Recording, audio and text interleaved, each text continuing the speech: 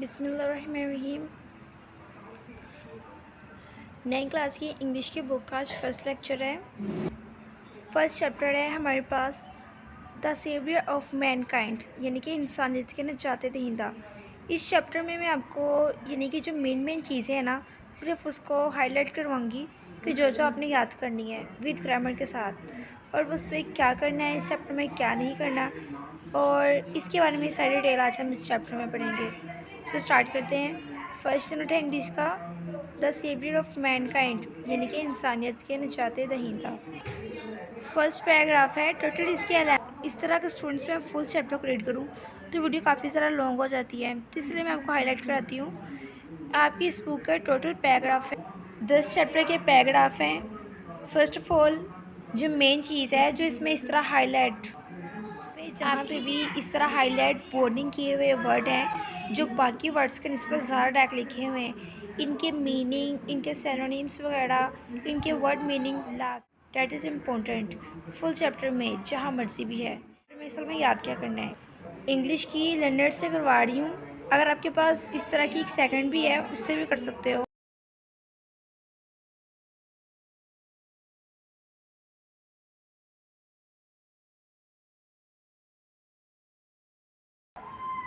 Ten paragraph हैं इसमें, ठीक है। इसमें 10 पैराग्राफ करने हैं। उन पैराग्राफ में से क्या करना है, ठीक है, उन पैराग्राफ में से क्या करना है, पहले तो इसकी करनी है हमने तशरीह, ठीक है, ट्रांसलेशन भी इसको कर सकते हो टी से। और इसके अलावा इसके साथ याद करने हैं इसके वर्ड, उसके मीनिंग, ठीक है, और उसके साथ याद करने हैं उसके, ठीक है। फर्स्ट है 10 पैराग्राफ में से उसकी तशरीह याद करनी है, उसके वर्ड मीनिंग और उसके सिनोनिम वगैरह याद करने हैं। उसके अलावा जो उसमें उसकी दी हुई है, उसकी ग्रामर वगैरह दी हुई है, ठीक है, बहुत गंदी राइटिंग में लिखा जा रहा है। उसकी जितनी भी इसमें ग्रामर दी गई है उसको बस आपने ये ज़हन में रखना है कि उसकी आ जाते हैं MCQs, ठीक है। उसको ज़हन में रखना है कि उसके सिर्फ क्या आ जाता है, उसके सिर्फ MCQs आ जाते हैं, लेकिन उसको याद नहीं करना, ठीक है। याद सिर्फ आपने ये 10 पैराग्राफ की तशरीह और ये करना है। पेपर में 2 ऑप्शन आते होते हैं, ठीक है, हमारे पास पेपर में 2 ऑप्शंस आते हैं। 2 ऑप्शंस आते हैं। एक ऑप्शन आता है हमारे पास, उन्होंने हमें दी होती है इंग्लिश, ठीक है, हमें पैराग्राफ दिया होता है, और हमें पैराग्राफ दिया होता है। पैराग्राफ में से या तो उसकी हमने ट्रांसलेशन यानी उसकी तशरीह लिखनी होती है, या फिर इसको हमने सिंपल वर्डिंग में लिखना होता है, या तो उसको हमने दिया हुआ इसको सिंपल फास्ट में लिखना है। पेपर में 2 ऑप्शंस आते हैं, या तो उसको आप इसमें लिख लो या तो उसकी तशरीह लिख लो। तो मेरा आपको यही ज़्यादातर है ऑप्शन कि आप तशरीह आसानी से कर लो, क्योंकि हमारी ग्रामर इतनी अच्छी नहीं है कि हम ये सिंपल वर्डिंग, अगर आपकी ग्रामर अच्छी है तो आप ये लिख लो, कोई मसला नहीं। दूसरा इस चैप्टर में से क्या करना है, अब आते हैं इसकी एक्सरसाइज की तरफ। अब इसमें से क्या, इसके बाद है थीम जो होता है वो बहुत ज़रूरी होता है, ठीक है। थीम यानी कि जो आप वीडियो देख रहे हो कोई भी, ठीक है, अब आप जिस तरह अपनी जो अब आप वीडियो देख रहे हो, इस वीडियो जो आप वीडियो अब अपने फ़ोन पे देख रहे हो, इस वीडियो का टाइटल मैंने इंग्लिश की बुक का लगाया था, ठीक है। थीम यानी कि उसके बाइट क्या है। अब बाइट जो चीज़ लिखी होती है उसको अंदर से आप पहचान पाते हो। जिस तरह आप कोई भी चॉकलेट लेते हो, कोई चीज़ लेते हो, उसके आप बाइट से देखते हो कि बाइट से इस तरह, तो आपको अंदर का आइडिया हो जाता है। जिस तरह हमने इस चैप्टर का नेम पढ़ा है, इस चैप्टर का नेम था द सेवियर ऑफ मैनकाइंड, यानी कि इंसानियत के निजात दहिंदा। इसमें आप सल्लल्लाहु अलैहि वसल्लम के बारे में बात की गई है। तो इस चैप्टर का थीम क्या है, ठीक है, ये थीम है चैप्टर का,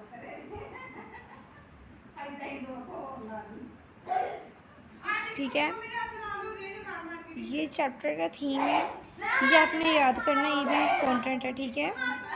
और इसके बाद आ जाते हैं ग्लोसरी के वर्ड मीनिंग, ये भी बहुत सारे इम्पोर्टेंट होते हैं, ठीक है, इसको भी आपने अच्छे से याद करना है। ये वाले वर्ड जो होते हैं यहाँ पे इसकी उर्दू लिख लो, ये वही है जो पीछे सारे पढ़े हुए हैं, इसको अच्छे से याद कर लोगे तो हो जाएगा, ठीक है। मुझे तो इतनी देर लगी थी इसको याद करने में, आपको पता नहीं कितने लगेगी। पर फिर भी मैं आपको आगे इसी वीडियो में सब कुछ बता ये है इसके वर्ड मीनिंग, ठीक है, इसके वर्ड मीनिंग वगैरह ये भी करने हैं। और आगे आ जाते हैं इसके क्वेश्चन आंसर। ये एक्सरसाइज के क्वेश्चन आंसर होते हैं, इसमें टोटल 8 दिए हुए हैं, तो ये काफ़ी ज़्यादा इंपॉर्टेंट होते हैं, ठीक है। आपने ये याद करने हैं इसमें, ठीक है। Read paragraph 5 of the unit and identity. इसमें 5 ये जो पैराग्राफ है इसका मेन आइडिया लिखना है, ठीक है, कि इसका मेन आइडिया क्या है। मेन आइडिया क्या होता है मैं आपको ये भी बताती हूँ, ठीक है, कि मेन आइडिया क्या है। किसी भी चीज़ का मेन आइडिया हो सकता है, इसको मेन गोल कह सकते हो, कि क्या होता है ये।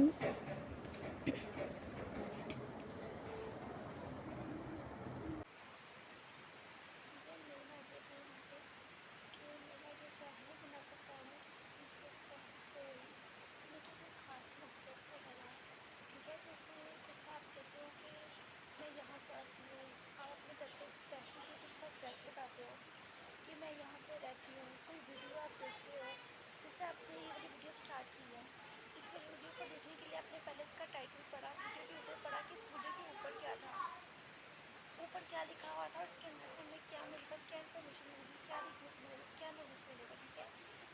इसको थीम कहते हैं कि इसका थीम क्या है, इसका टाइटल कहते हैं जो हाइड आपसे नजर आ रहा है वीडियो का, ठीक है।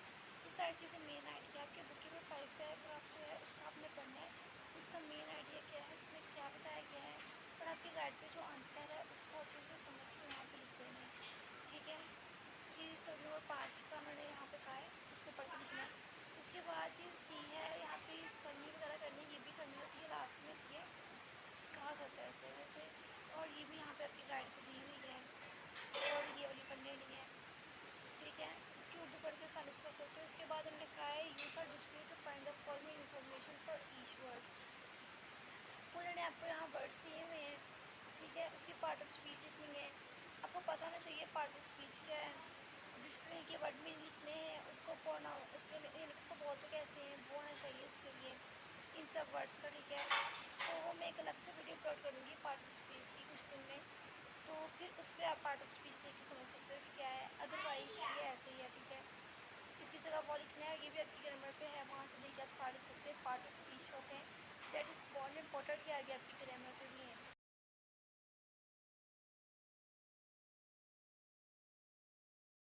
Compare the dictionary definition with your interfaces, ठीक है।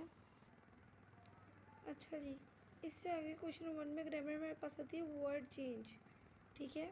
वर्ड चेंज, और वर्ड चेंज से तो आप कह देंगे कि अल्फाज को चेंज करना, लेकिन इसका मतलब बेसिक वर्ड क्या है, ये देखिए एनालाइज। हमेशा याद रखना है आपने कि इस एनालाइज का मतलब होता है तज्जिया करना,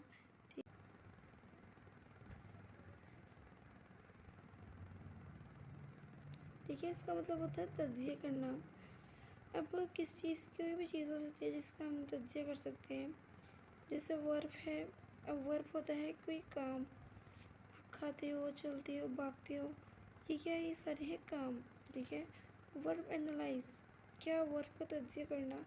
वर्ब एनालाइज का मतलब होता है कि किसी चीज़ का तरीक़ाकार तफसील से जानना, ठीक है। वर्ड एनालाइज का मतलब होता है किसी चीज़ का जो तरीका है उसको तफसील से जानना, ठीक है। और नाउन का क्या होगा, नाउन को तज्जिया कैसे करना होगा, कि किसी चीज़ को तफसील से जानना, ठीक है, किसी भी चीज़ को तफसील से जानना। उससे आगे है ऑब्जेक्टिव। ऑब्जेक्टिव का कैसे हम तज्जिया कर सकते हैं, इसका हम कर सकते हैं कि हमें कोई भी नई वर्ड दी है उसके बारे में उसका लॉजिक क्या है, उसकी रीज़न क्या है, वो जानना। और है एडवर्ब। एडवर्ब को किस तरह हम तज्जिया कर सकते हैं, ठीक है। एडवर्ब का है कि तज्जिया तौर पर इसमें ये देखना कि उसमें भी हम देखते हैं कि इसका मैनेजर, यानी कि इसमें मेन चीज़ क्या है, उसका लॉजिक किस तरह बन रहा है, वो किस तरह यानी कि वो काम हो रहा है, उसकी हम डिटेल तफसील जानते हैं, ठीक है। ये एडवर्ब और वर्ब के बारे में क्या होते हैं दोनों, वर्ब और एडवर्ब में क्या फ़र्क होता है, ठीक है। सिंपल फास्ट में मैं आपको समझाने के लिए कहूँ तो वर्ब को आप कह सकते हैं कि छोटा भाई है, और जो एडवर्ब है वो उसका बड़ा भाई है, ठीक है। ये जो है इसको हम कह देते हैं कि ये स्मॉल बॉय,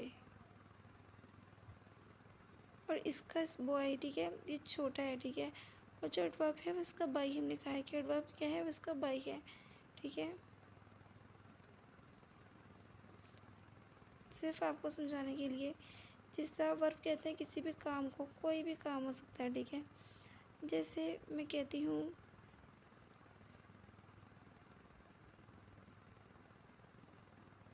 शी रन, कि वो दौड़ती है, ठीक है। अब शी तो इसमें लड़की है, मैं ये पता लग गया। ये है इसमें प्रोनाउन, ठीक है। जो ही लड़की की जगह इस्तेमाल हुआ है उसको कहते हैं प्रोनाउन। और रन इसमें भागना, भागना काम है और वह इसमें है वर्ब। अब एडवर्ब कहते हैं जो वर्ब के मायने में इजाफे दें, ठीक है। एडवर्ब किसे कहते हैं, जो वर्ब के मायने में इजाफे दे। जो किसके मायने में इजाफे दे, जो वर्ब के मायने में इजाफा दे,